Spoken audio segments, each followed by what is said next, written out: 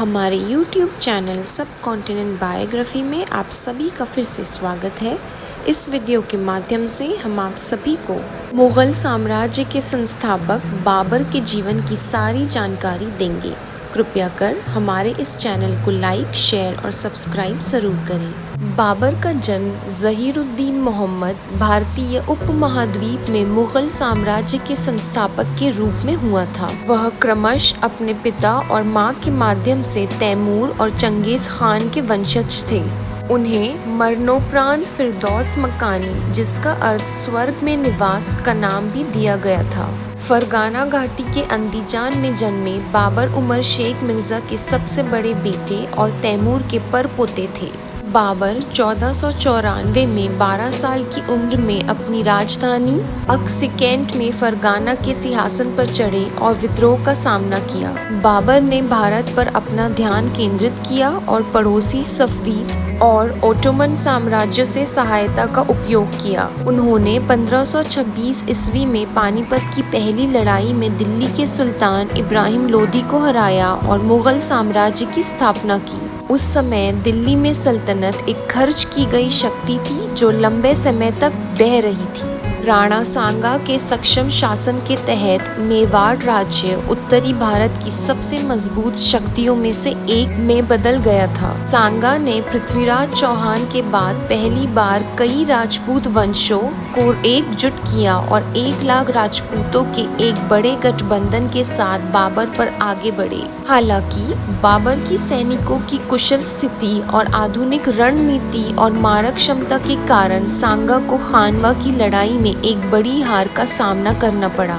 खानवा की लड़ाई भारतीय इतिहास में सबसे निर्णायक लड़ाइयों में से एक थी, पानीपत की पहली लड़ाई से अधिक, क्योंकि राणा सांगा की हार उत्तरी भारत की मुगल विजय में एक ऐतिहासिक घटना थी। उनके बेटों में हुमायूं, कामरान मिर्जा और हिंडल मिर्जा उल्लेखनीय हैं। 1530 में आगरा में बाबर की मृत्यु हो गई और हुमायूं उसके उत्तराधिकारी बने। अहीरुद्दीन अरबी में विश्वास के रक्षक, इस्लाम के लिए और मोहम्मद इस्लामी पैगंबर का सम्मान करते हैं। बाबर के लिए यह नाम सूफी संत ख्वाजा एहरार द्वारा चुना गया था, जो अपने पिता के आध्यात्मिक गुरु थे। बाबर के संस्मरण उनके जीवन के विवरण के लिए मुख्य स्रोत है। उन्हें बाबरनामा के रूप में जाना जाता है और उनकी मातृभाषा चगताई तुर्की में लिखा गया था। बाबर का जन्म 14 फरवरी 1483 को अंदीजन फरगाना घाटी समकालीन उज़्बेकिस्तान में हुआ था। वह उमर शेख मिर्जा के सबसे बड़े बेटे थे।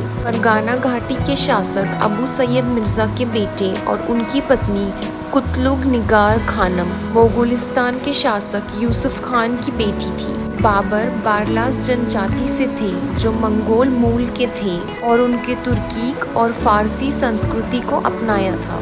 वे सदियों पहले इस्लाम में भी परिवर्तित हो गए थे और तुर्किस्तान और खोरासन में रहते थे। चगताई भाषा के अलावा बाबर फारसी में समान रूप से धारा प्रवाह थे। 1494 में 11 वर्षीय बाबर वर्तमान उज़्बेकिस्तान में फरगाना के शासक बन गए जब उमर शेख मिर्जा की मृत्यु हो गई। इस समय के दौरान पड़ोसी राज्यों के उनके 2 चाचा, जो अपने पिता के प्रति शत्रुतापूर्ण थे, और रईसों का एक समूह जो अपने छोटे भाई जहांगीर को शासक बनाना चाहते थे, ने सिंहासन पर उनके उत्तराधिकार की धमकी दी। उनके चाचा उन्हें इस पद से और साथ ही आने वाली उनकी कई अन्य क्षेत्रीय संपत्तियों से हटाने के अपने प्रयासों में अथक थे। बाबर मुख्य रूप से अपनी नानी एहसान दौलत बेगम की मदद के कारण अपने सिंहासन को सुरक्षित करने में सक्षम थे। उस समय प्रतिद्वंदी राजकुमार पश्चिम में समरकंद शहर पर लड़ रहे थे, जिस पर उनके पौतिक चचेरे भाई का शासन था। बाबर की शहर पर कब्जा करने की बड़ी महत्वाकांक्षा थी। 1497 में उन्होंने समरकंद को 7 महीने तक घेर लिया और अतः इस पर नियंत्रण हासिल कर लिया था। वह मात्र 15 साल के थे और उसके लिए अभियान एक बड़ी उपलब्धि थी। सिक्के को बाबर ने काबुल के शासक के रूप में अपने समय के दौरान ढाला था। दिनांक 1507 या 8 काबुल पर बाबर के पौतिक चाचा अलूग बेग द्वितीय का शासन था, जिनकी मृत्यु हो गई थी। जिससे केवल एक शिशु उत्तराधिकारी के रूप में बचा था। हेरात के नुकसान के बाद बाबर तिमूरिद वंश के एकमात्र शासक बन गए और कई राजकुमारों ने पश्चिम में शायबानी के आक्रमण के कारण काबुल में उनके साथ शरण मांगी। इस प्रकार उन्होंने तिमूरिद्स के बीच बादशाह या सम्राट की उपाधि ग्रहण की। बाबर और शेष तिमूरिदों ने इस अवसर का उपयोग अपने भौतिक क्षेत्रों को फिर से जीतने के लिए किया। अगले कुछ वर्षों में बाबर और शाह इस्माइल ने मध्य एशिया के कुछ हिस्सों पर कब्जा करने के प्रयास में एक साझेदारी बनाई। इस्माइल की सहायता के बदले में बाबर ने सफविदों को उसके और उसके अनुयायियों पर एक आधिपत्य के रूप में कार्य करने की अनुमति दी। बाबर ने अपनी सेना का आधुनिकीकरण और प्रशिक्षण शुरू कर दिया। बावजूद इसके कि यह उनके लिए अपेक्षाकृत शांतिपूर्ण समय था, उज़्बेक्स को जीतने और अपनी भौतिक मातृभूमि को फिर से हासिल करने के लिए दृढ़ बाबर अपने सहयोगियों ओटोमन से सावधान थे और उनके साथ औपचारिक राजनयिक संबंध स्थापित करने का कोई प्रयास नहीं किया। हालांकि उन्होंने मैचलॉक कमांडर मुस्तफा रूमी और कई अन्य ओटोमन को नियुक्त किया। उनसे उन्होंने मैदान में मैचलॉक और तोपों का उपयोग करने की रणनीति अपनाई, जिसने उन्हें भारत में एक महत्वपूर्ण लाभ दिया। मुगल साम्राज्य का गठन।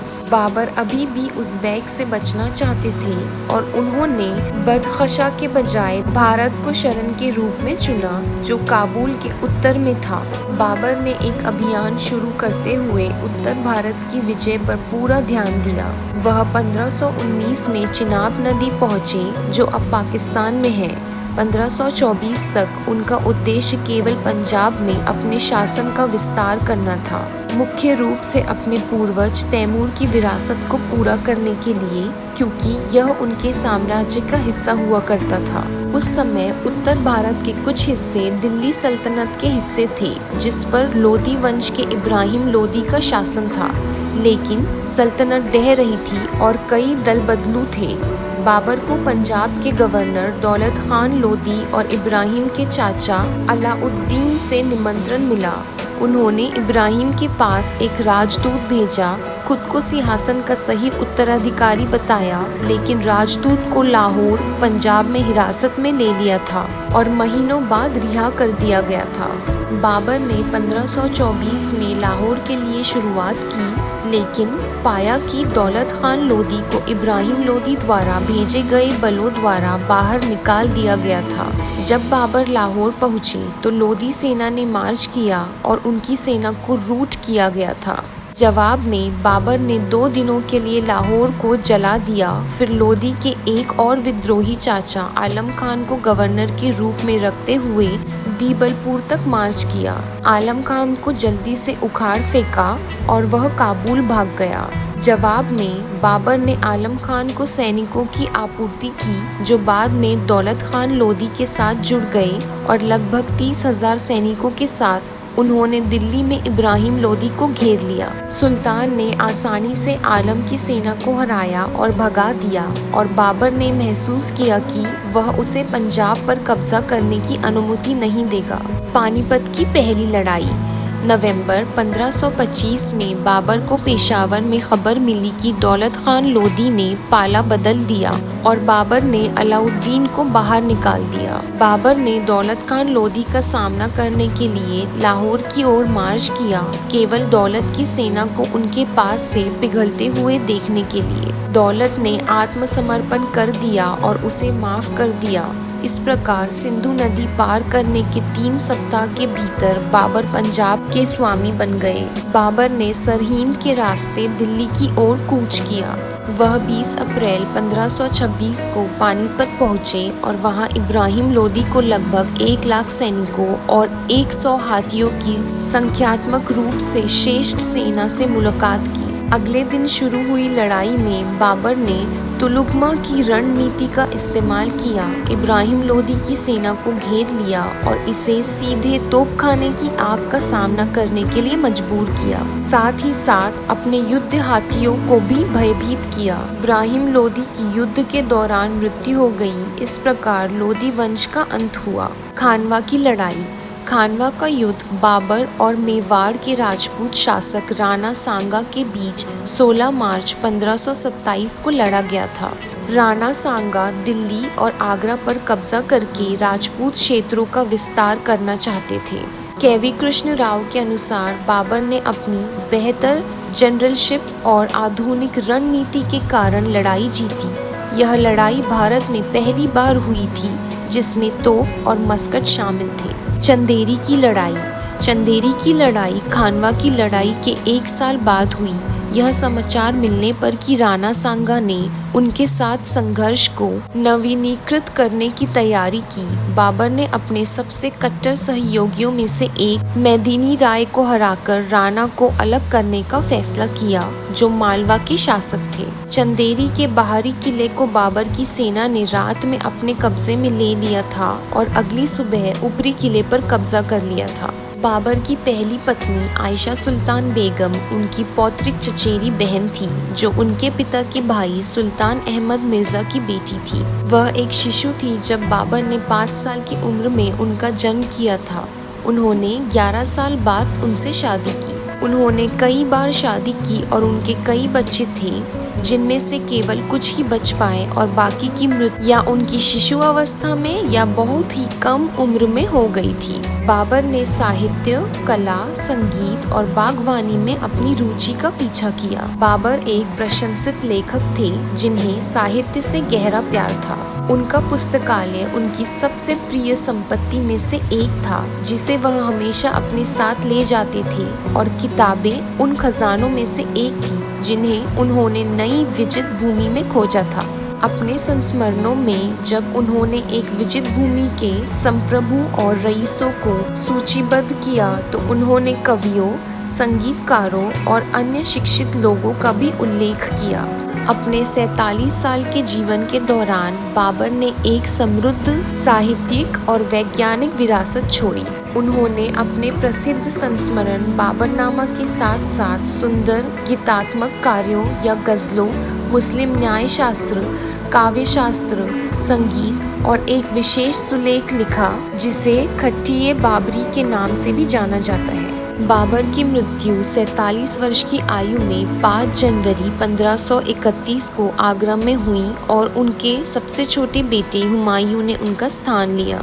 उन्हें पहले आगरा में दफनाया गया था, लेकिन उनकी इच्छा के अनुसार उनके पार्थिव शरीर को काबुल ले जाया गया। 1539 और 1544 के बीच काबुल के बागे बाबर में फिर से दफनाया गया था। उनकी आत्मकथा उन अमूल्य अभिलेखों में से एक है जो हर समय के लिए और सेंट ऑगस्टिन और रूसो की स्वीकारोक्ति और गिबन और न्यूटन के संस्मरणों के साथ रैंक करने के लिए फिट है। एशिया में यह लगभग अकेले खड़ा है। तो इसी के साथ हमारी यह वीडियो समाप्त होती है। वीडियो के अंत तक बने रहने के लिए आप सभी का धन्यवाद।